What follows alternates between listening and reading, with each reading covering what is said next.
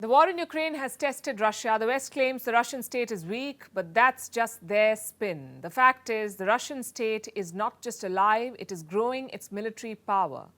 Putin's war machine is getting new upgrades. A massive leak has revealed fresh details. More than 5,000 documents have come out. They show how Russia is making serious strides in cyber warfare.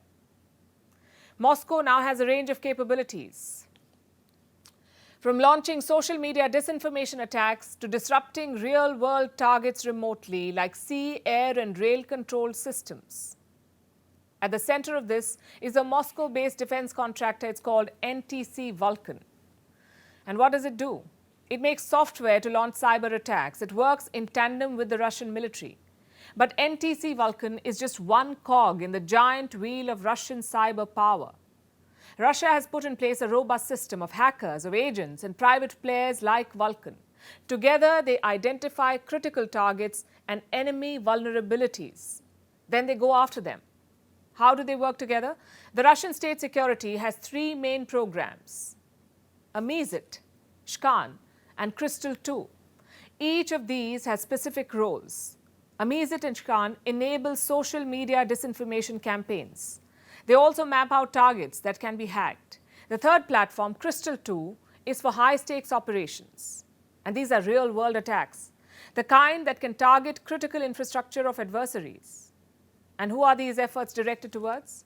The leaked documents identify the potential targets, and there are no surprises on this front. Russia is directing its cyber activities towards the West, mainly the United States and Europe. That's where Russia's potential targets are.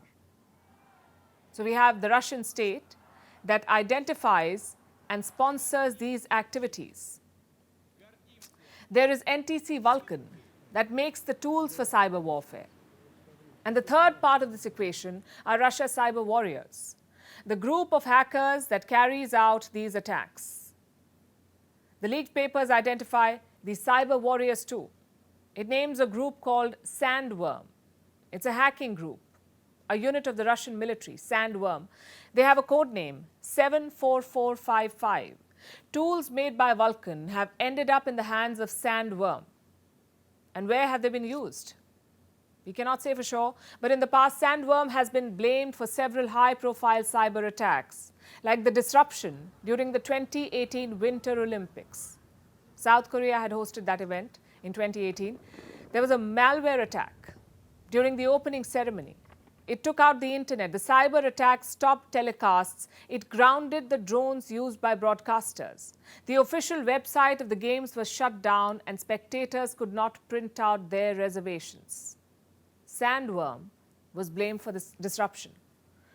They have struck in Ukraine too in 2017. This was the NotPetya attack, one of the most devastating cyber attacks in history. It crippled ports, it paralyzed corporations and froze government agencies. Experts say this attack was initially aimed at Ukraine, but the impact was worldwide. Do you know how much damage it caused? More than $10 billion. Sandworm is also believed to have caused power blackouts in Ukraine at least twice. Reports say Sandworm is now actively supporting the Russian invasion. All these details are part of the Vulcan files. Clearly, the Russian state has aced this new frontier. Experts say Moscow is intensifying these efforts now. Instances of cyber attacks are growing, and the new targets are Kiev's European allies. How will Ukraine and the West counter this? Keep watching this space.